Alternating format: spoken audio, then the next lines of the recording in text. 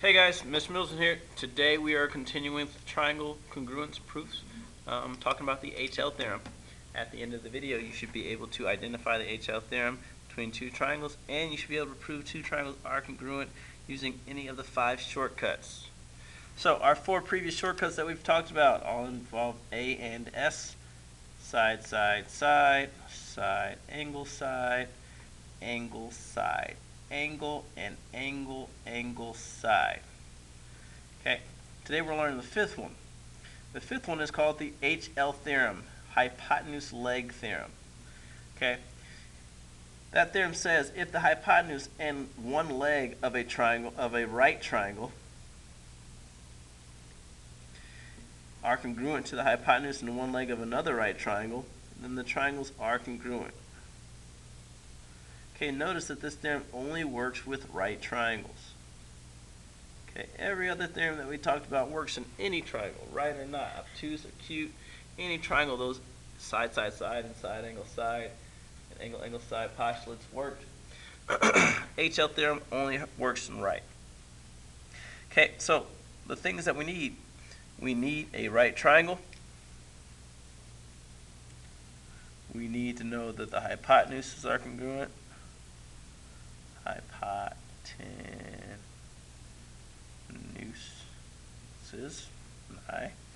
and we need to know that we have one pair of legs congruent. Okay, remember this, the legs in a right triangle are just any sides that aren't the hypotenuse. Okay, so let's look at these examples and see what we're missing in order to prove that these things are congruent. So first example, we have these two triangles. These two, I see that these sides are congruent, this leg is congruent. We could prove this by HL theorem if we knew that angle T and angle Q were right angles. If we knew that those two were right angles, then we could prove that these two triangles were congruent by the HL theorem. Okay, in B, they tell us that these two triangles are right triangles by giving us angle T and angle E as right angles, but they don't tell us, and they tell us that RY is congruent to itself. We see that RY is the hypotenuse. And so all we would need is one side of congruent legs. Okay, whichever way that will go, they could tell us that TY was congruent to RE, or EY was congruent to RT. Even though visually it doesn't look like it, I guess they could tell us that RT was congruent to RE. Okay, doesn't look like that would be the case though. Okay, so that would be the additional piece of information that they would need to tell us, that one of the sides of legs are congruent. Okay, all right. Now put in a little bit of algebra into this. It says what values of x and y would make the triangles congruent by the HL theorem? What do we need to know for the HL theorem? We need to know the right triangles. Okay, got that. We need to know that we have a pair of congruent legs. So we have x. We need to know that x equals y plus 1. And we'd also need to know that the hypotenuses, hypoteni, were congruent. So we have x plus 3 would equal 3y. And now we're going to solve this to see what value for x and y would make these two congruent by the hypotenuse leg theorem. Okay, if you look at either of these equations individually, you will not be able to prove that they're congruent because there's two variables. But if you treat it as a system, then you could say, okay, x is the same as y plus 1 in this next equation. Let's not use x. Let's use y plus 1. So I'm going to solve that up here. So instead of using x, I'm going to say y plus 1 plus 3 equals 3y. Okay, so you see I'm substituting that in for x. Okay, and so now I have y plus 4 equals 3y. That is an equation I can solve. 2y equals 4. That means y will be 2. So if y is 2, that means x is 3. And then we could prove that these two are congruent by the HL theorem because this side would be 6. This side would be 2 times 3 is 6. This side would be 3. This side would be 3. And so we'd have the HL theorem here.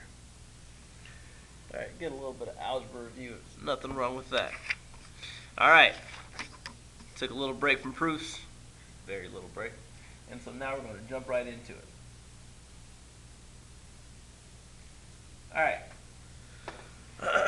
so we're going to prove that these triangles are congruent. Remember, they're right triangles. It doesn't mean that we have to prove it with the HL theorem, but we could. And so let's look at this first example. Okay, they want us to prove that triangle JLM is congruent to triangle LJK. This is here to look at kind of the different layout of the HL theorem.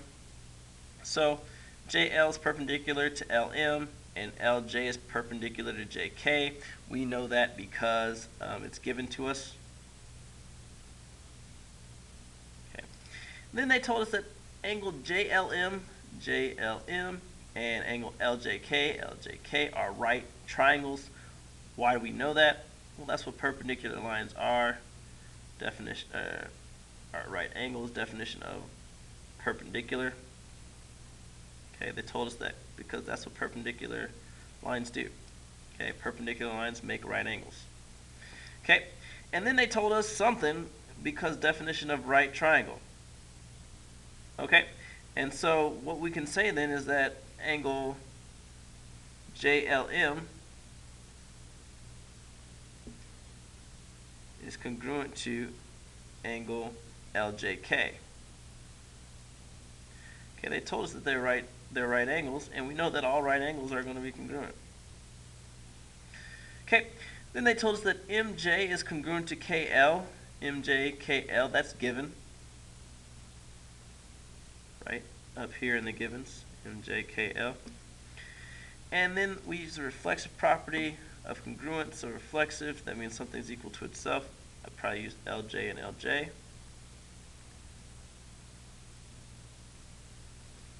And so now we can look at what we have. I'm going to make this marking. And we should see that, okay, we have right triangle hypotenuse, right triangle leg, right triangle hypotenuse, right triangle leg. We have that these two are congruent by the HL theorem.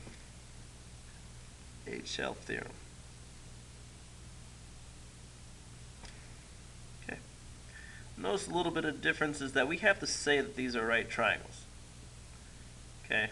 We had to say that they're congruent. We had to say that they're right triangles before we went to our proof.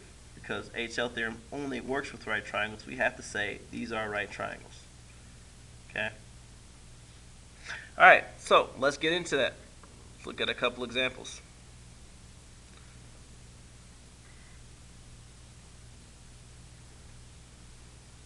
Alright, so I'm going to set my table up, my two-way chart.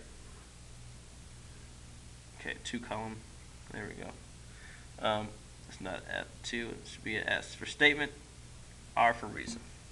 Okay. So my first statement, I'm going to start by saying that, well, actually, let me make sure I go through my proof. B is the midpoint of AC. That means I'm probably going to tell you this.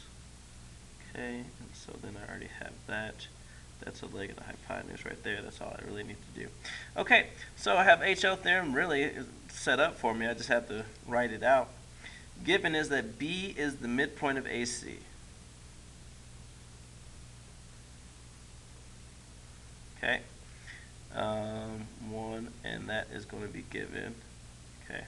Didn't really get to write anything though, so I need to continue on with that thought. Since B is the midpoint of AC, I can say that AB is congruent to CB.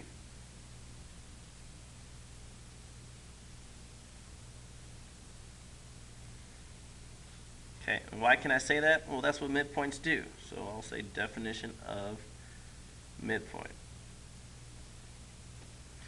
Okay, from there, get to give my other given information.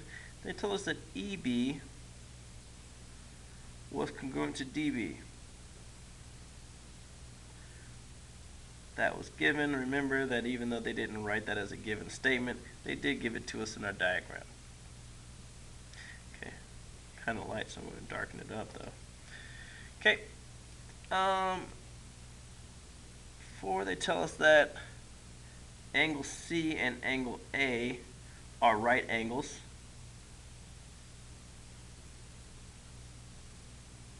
Okay. So that's given. Okay, and so now I can say that angle C is congruent to angle A. And that's because all right angles are congruent. Okay, notice I had to, like I said before, I have to say, since I'm going to use the HL theorem, I need to make sure that I say that I have right angles. Okay. Alright, and so then finally, I can say that triangle ABE is congruent to triangle CBD by the HL theorem.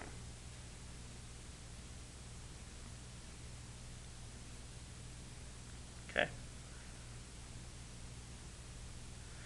All right. Looking at number 3. Okay, again, I want to go through my proof and reason it out. Okay, I have a right triangle. Okay, I have angle, angle.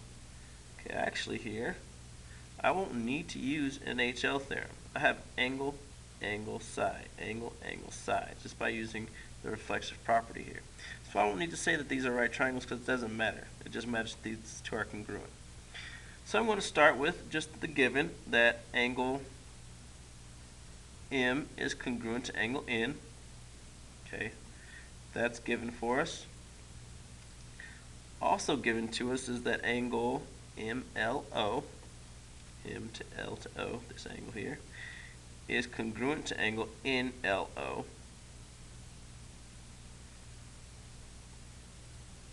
So given, and then I can say that LO is congruent to LO,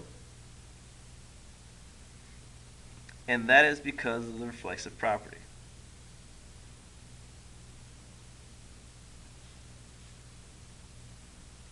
Okay, so really I have my proof right now. I can say that triangle LMO is congruent to triangle LNO, right? That's what I said, LNO. And I can do that because of the angle side theorem. Okay, and so I didn't need to use right HL theorem or anything like that. Notice that all right angles or right triangles are not proved congruent by the HL theorem. Okay, the HL theorem, it can be used with right triangles, but it does not have to be used for all right triangles. Alright? Okay, so that's the HL theorem. That's the 5th shortcut for proving triangles congruent. Practice with those, and I will see you